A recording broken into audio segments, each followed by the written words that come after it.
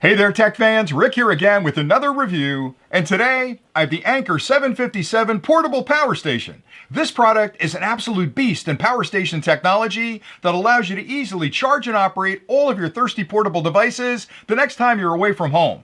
Now, before I get too deep into the review of this product, I always like to start with an unboxing just to show you everything that Anker's included with the kit, and that way you'll understand exactly what you get if you buy the product. And then I'll dive into the features because there are a lot of portable power station companies out there on the market today, but what Anker's done with this product is taken advantage of all the improvements in technology that have happened in the last year or two and built those into the 757. So what you're getting here is a leading edge portable power station that has intelligence inside for charging, for holding on to that charge, and more importantly, for charging devices off this product when you're out in the field. So I'll get into all those details. And then I'll actually take a closer look at the unit and explain the connections and the indicators so you understand exactly how to use it. And then finally, I'll come back and remind you of a few things that I really like about this portable power station that you can use to compare it to others you may be considering. So let's get started with the unboxing.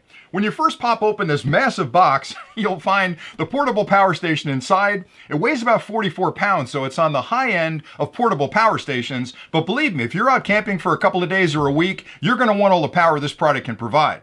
In addition to that, you'll find a really nice cover that you can cover this up when you're out camping, so if you leave it outside your tent, you don't have to worry about getting wet.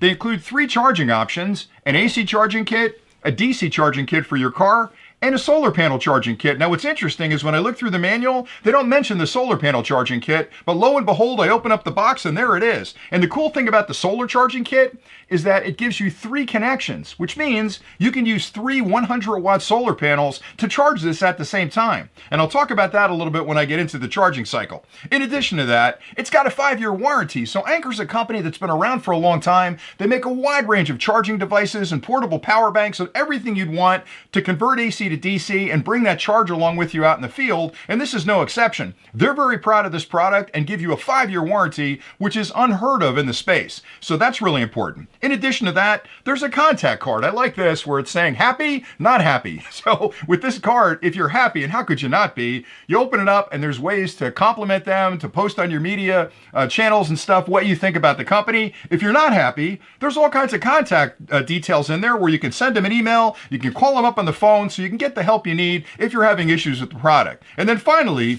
a full instruction manual that explains every aspect of anything you'd ever need to know about this particular product, to charge it, to use it, to store it. Everything that you need to understand is in the manual, so read through that. I know it's a boring exercise. I'm not a big fan of reading manuals either. A lot of it's intuitive. You probably could charge it up and take it on your first camping trip in a day after you've charged it, but read through the manual because there's details in there about some of the nuance of what this product provides that you're really going to want to understand. All right, so let's talk about the portable power station because that's why we're here.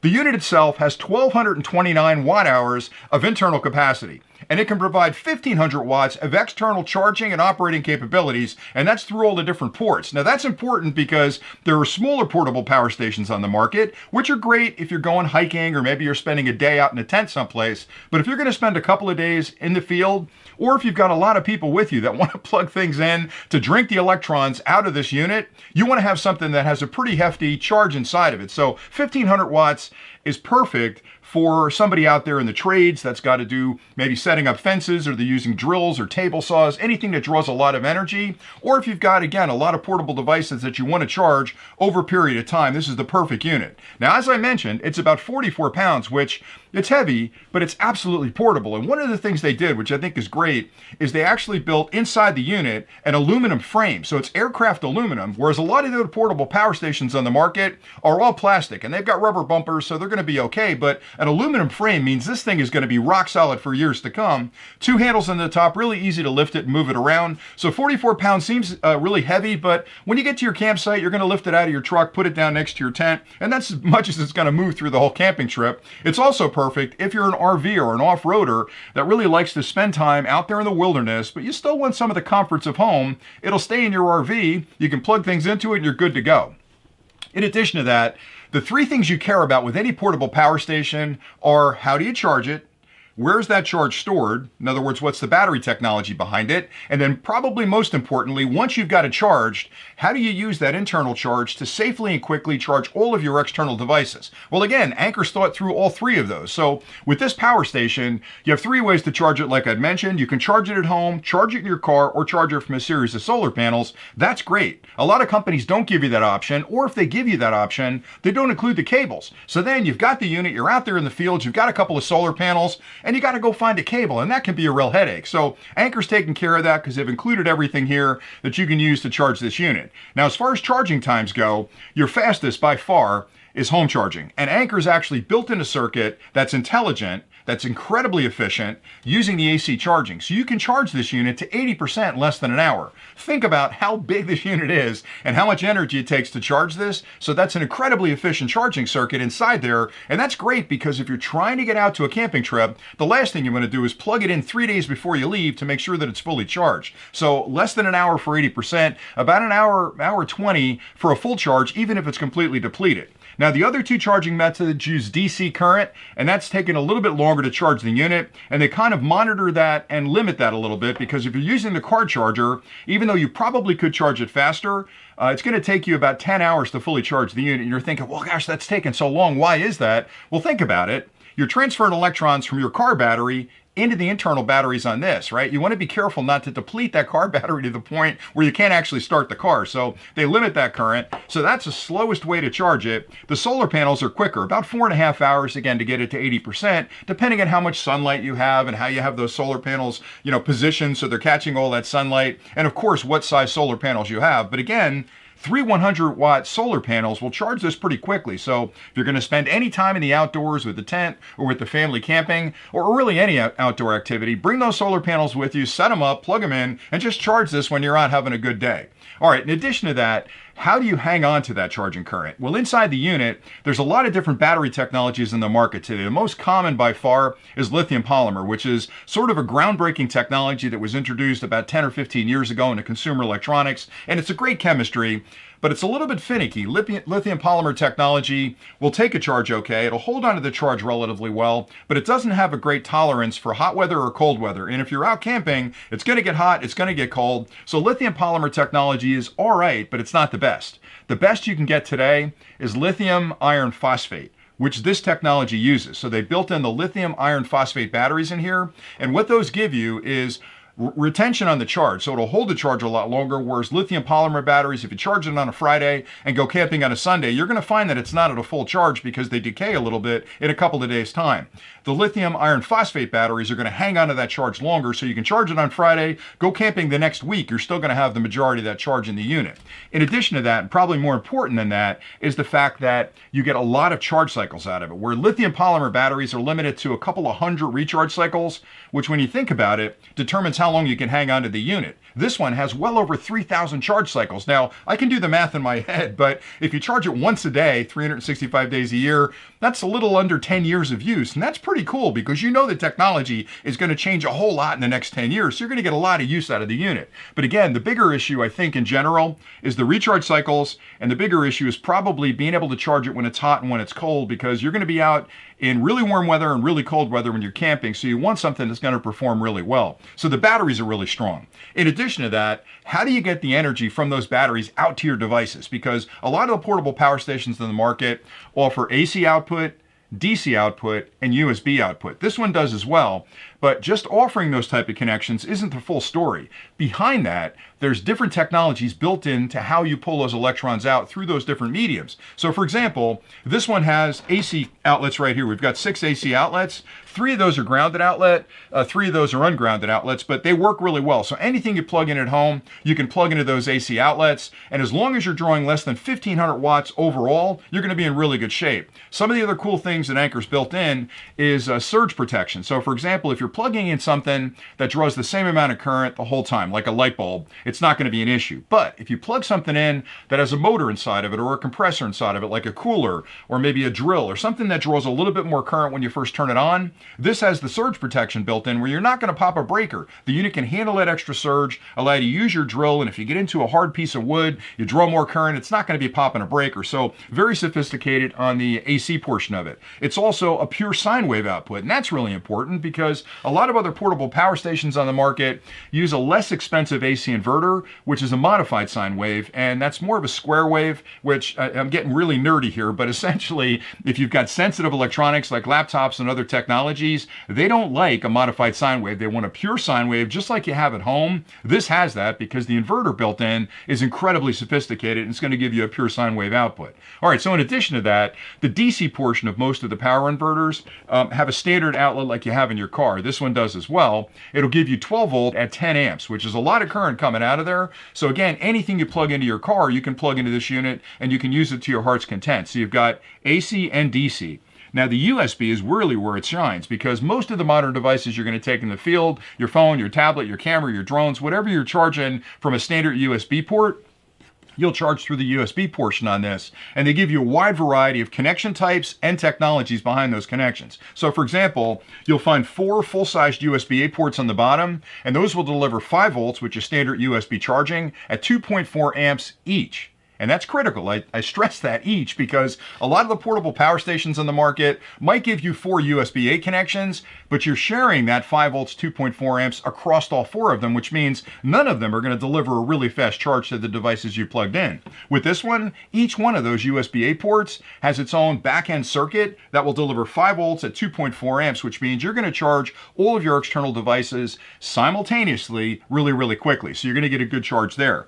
In addition to that, above it are 2 USB-C ports. Now, USB-C is the very latest standard for connections. So if you're using some of the newer phones or tablets or game consoles or cameras, they're all going to use USB-C charging. And the challenge with USB-C charging is that there's a technology behind it called PD or power delivery, which is a smart technology that when you connect the device up to that port, it's going to handshake with that device individually in the 2 ports that are there and determine what kind of current and voltage that device needs. And it can adjust the current and voltage that it's providing for that device, accommodating what it needs at that particular moment. So you've got 2 of those ports that are both USB-C PD. In addition to that, the amount of current that that port can deliver is critical as well because some of the bigger, thirstier devices like a laptop or some of the tablets or certainly drone batteries require a lot of current to be delivered. In this case, you've got one of the ports that can deliver 100 watts, which is perfect for laptops, bigger tablets, drone batteries, anything, game consoles that are drawing a lot of current out of a USB-C port. You can accommodate it there. The second one is a 60-watt port, which again is a pretty big industry standard for things like laptops, game consoles, drone batteries, anything that draws a lot of current. So you've got 4 full-size USB-A ports, 5 volts at 2.4 amps, 2 USB-C ports. Both of those are PD. One is 100 watt, one's 60 watts. So pretty much anything you need to charge over USB, you've got plenty of ports on the front of the unit. In addition to that, there's a lot of other whiz-bang features built in. One I didn't mention, I probably should, is with the solar charging. When you're charging it from a solar panel, if you can imagine the sun moving around up there in the sky and the solar panel with clouds and everything, the amount of energy that solar panel generates is going to vary quite a bit depending on how much sunlight is hitting that panel. Well, if that voltage changes, the unit itself can't just take the raw voltage and fire it at the batteries. It's got to really contour that to flatter the batteries, or you can damage the batteries. So there's a circuit used for most solar panel charging solutions called an MPPT circuit. And a lot of times those are built into the solar panels, which makes them very expensive. Anker took the extra step to build that MPPT into the unit. So inside here is a circuit that looks at the current and voltage coming from the solar panels and does what it has to do to groom that to put it into the batteries in a very, very safe fashion, which does 2 things. It doesn't waste any of that energy because you want to get every electron you can out of that conversion from the solar panel, but more importantly, it saves the battery's life cycle because if you fire too many electrons too quickly, the batteries try to absorb them, but you can damage those batteries over time, which means you get less recharge cycles out of the battery. So having an MPPT circuit built in here means you can use anybody's solar panel, Anker's or anybody's out there, and you can charge this from that solar panel with full confidence that you're not going to damage the battery. So that's just one of the little things they built in. In addition to that, they've got an incredibly sophisticated battery management system built in as well. And that's the overarching technology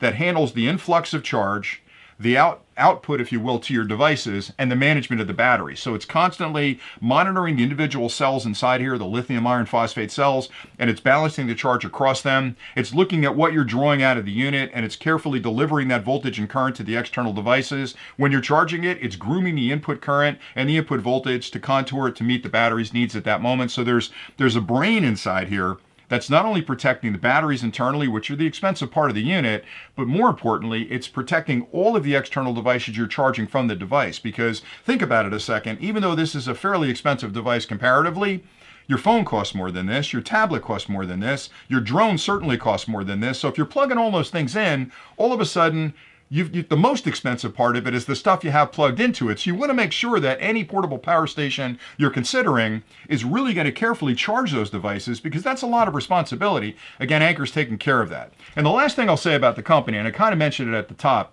is that Anker's a company that really understands the conversion of power and the portability of power. They've been in this space for a long time. They make a wide range of USB wall chargers, portable power banks, car chargers. So they understand exactly how to turn AC to DC, DC back to AC. They've been in that business forever. So what you're getting here is really a pedigree of energy conversion and portability that's decades in the making. They make thousands of products over the years that they've sold to customers. So you've got a rock solid company that isn't just some new company that decided, hey, we're going to build a portable power station, let's introduce it to the market. That can be a little sketchy. With these guys, they've been around a long time, so you've got a company that understands the technology and how to safely charge your external devices.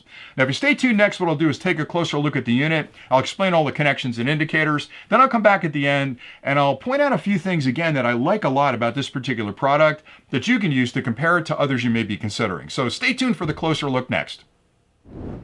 On the front of the Anker 757 power station, you'll find a large digital display right in the center that provides all the information you'll need to understand about the current status for the power station, including the current charge levels, in this case about 10%, and there's also a visual indicator showing you roughly how much energy is currently stored on the internal batteries. Now watch the display.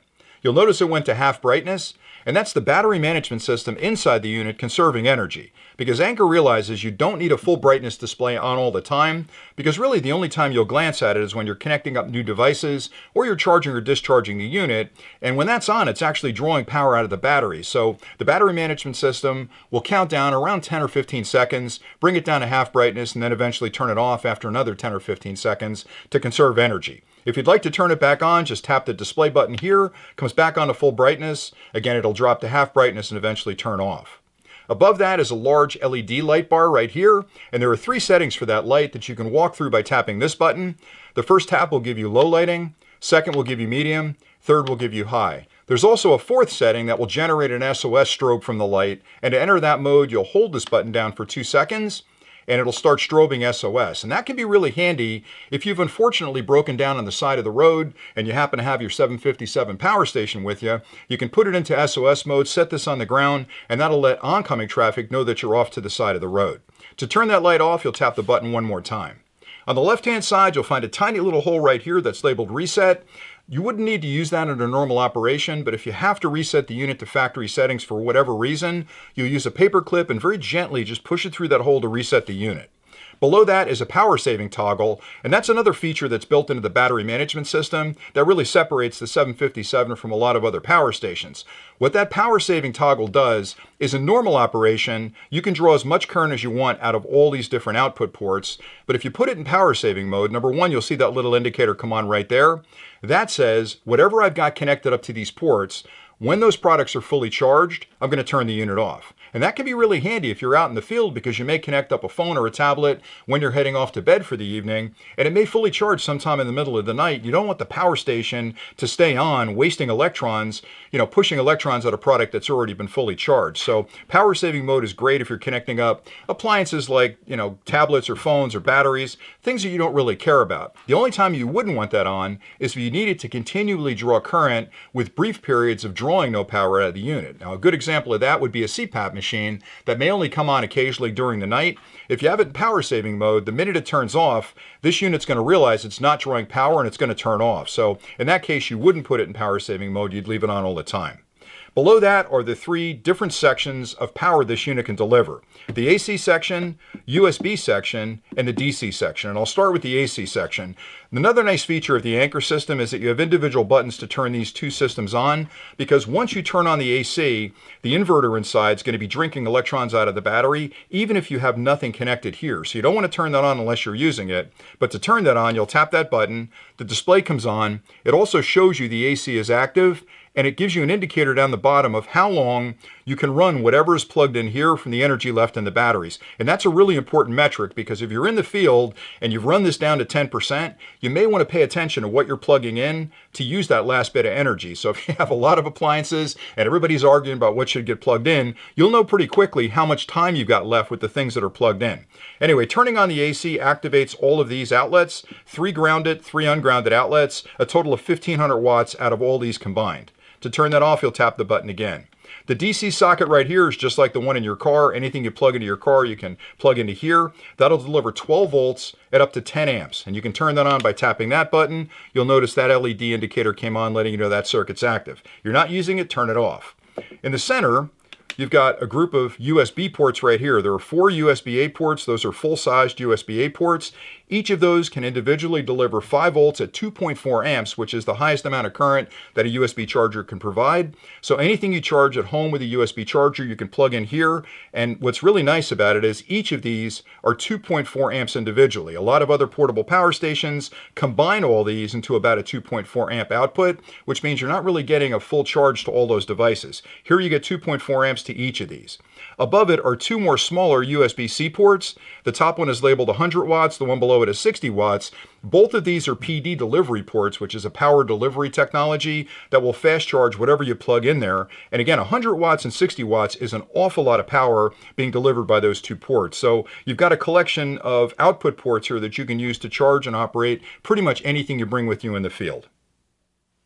On the top of the unit, you'll find 2 handles positioned on either side. Makes it really easy to get it in and out of a vehicle, and they're plenty large, so if you need a hand pulling it out, you can certainly have 2 people lift this in and out of that vehicle. You'll find some vents on here as well. I'll show you a better view of those in a second. But inside the unit, there's cooling fans built in that when this starts delivering energy or during charging cycles, it may draw air through the unit to keep the electronics inside at a comfortable temperature.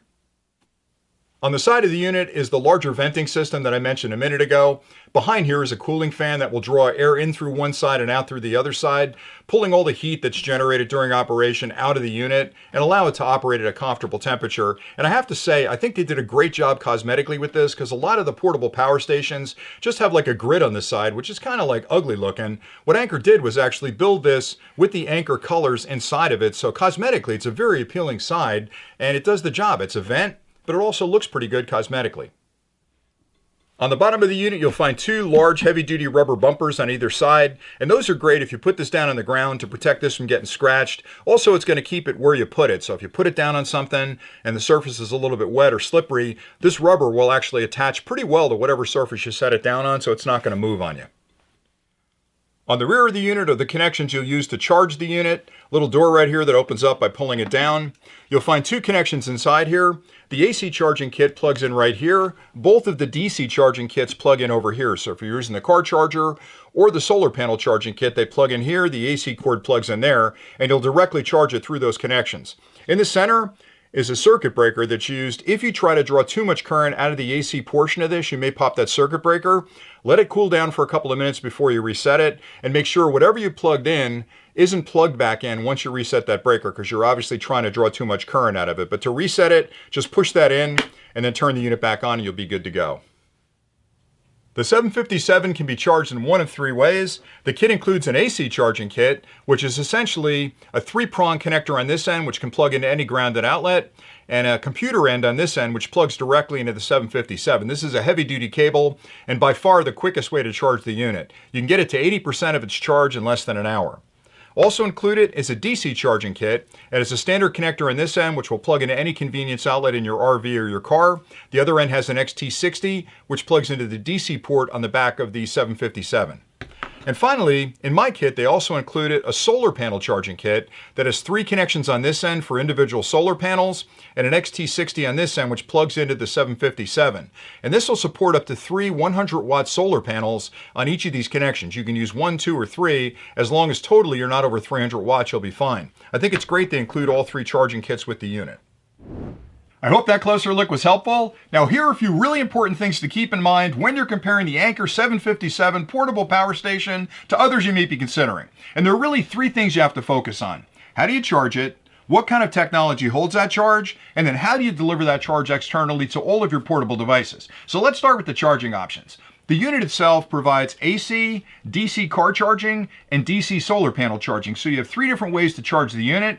And they've also built-in circuitry that controls and monitors the input current so you're safely charging those batteries internally. In addition, they've built in a fast charging circuit that allows you through the AC connection to charge the unit to 80% in less than an hour. That's a big deal. When you compare that to other portable power stations that are this big, they may take 4 or 5 hours to fully charge. So being able to charge it in an hour gets you out the door really quickly. In addition to that, they've built an MPPT circuit in for the solar panel, which again contours the voltage coming from the solar panels and carefully delivers that to the batteries to protect the batteries and give you the longest life possible out of them, but more importantly, charge them incredibly efficiently so you're not wasting a lot of power. One other thing I'll mention about the charging is a lot of the portable power stations in the market use this giant external brick that does the conversion from an AC wall outlet to DC that comes into the unit. Anker doesn't do that. Anker's got their own circuit built in that takes the raw AC from your wall outlet and does the conversion internally. And that allows them to, again, contour that voltage and current to charge the battery safely and quickly, but it also protects the battery. So that circuit's built in. The challenge with an external charger or external converter is that over time they're going to go bad, and then you have to go hunting for another converter. Plus, they're incredibly inefficient. So you're wasting a lot of electrons in the conversion process with those external converters from AC to DC. This is way more efficient. It's way a cleaner operation to actually charge it. Okay, so you're charging the unit. What kind of batteries does it have? That's something you absolutely have to check, because a lot of the portable power stations on the market, especially the less expensive ones that may look like a good deal, are using lithium polymer batteries, which work okay, but you're not going to get longevity out of those batteries. It's going to be a couple of years, and you're going to find you can't fully charge the other portable power stations that's using LiPo technology because the batteries get lazy over time. They start to decay. Maybe they only hold 70% of the charge or 60% of the charge, so you're only going to get a couple of years of use out of them. With this one, lithium iron phosphate batteries, well over 3,000 charge cycles, and that's a full charge cycle, not a I charged it 20% and I'm using it. That's 100% charge cycle, so that could be 5,000 charges, 6,000 charges, who knows? But you're going to get years, decade, maybe a decade out of the unit based on the batteries alone. Those lithium iron phosphate batteries are also incredibly good for hanging onto that charge for a period of time. So if you charge them on a Friday, you go camping on a Monday, you're going to have a full charge. And again, probably the most important thing about lithium iron phosphate batteries is that they're extremely tolerant to temperature changes, because if you're in a hot environment, you're in a cold environment, lithium polymer tends to shut down. You can damage the batteries if you're using them or charging them when it's too hot and too cold. With these, you're perfectly set. So the batteries are really good.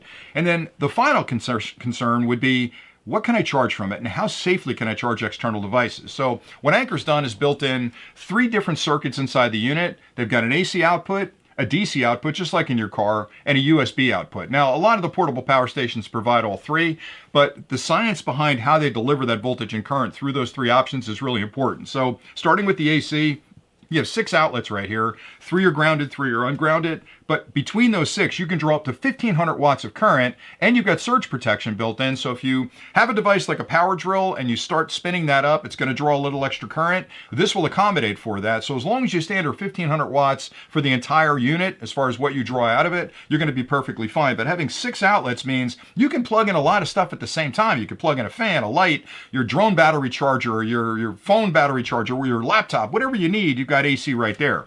In addition to that, it's a pure sine wave output. Now, a lot of the portable power stations on the market either say they're modified sine wave, which sounds good, or they don't mention it at all. You definitely want to check that, because if you're buying a portable power station and you're going to use it with a laptop, a game console, or something that relies on the AC to be converted to DC to be used on that device, you want to make sure it's going to be regulated, number one, and it's going to be a pure sine wave output. No problem there, you've got pure sine wave.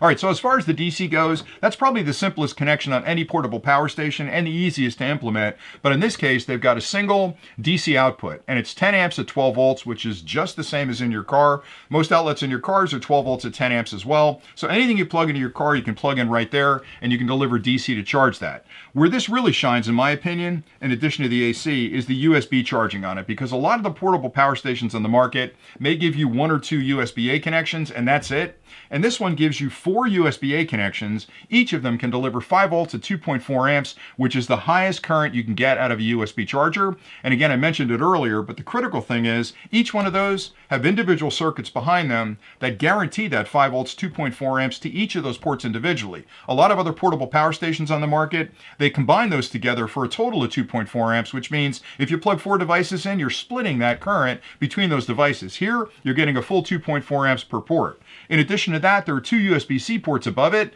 Each of those USB-C ports are power delivery, which is that smart charging technology to interrogate the device you plug in and adjust the voltage and current for that device. And both of those ports operate independently. In addition to being PD, the top one is 100 watts and the one below it is 60 watts, which is a lot of current to be drawing out of a USB-C PD port. So you can charge things like laptops directly, game consoles, drone batteries, anything that draws a lot of current through PD, you're perfectly fine right there. So all those things being equal, Anker's not only giving you a great way to charge the unit, a great way to hang on to the current and the charge that's in it, but also how does it safely and efficiently deliver that charge to keep external devices running. They've covered it in all 3 bases. So I like the unit an awful lot.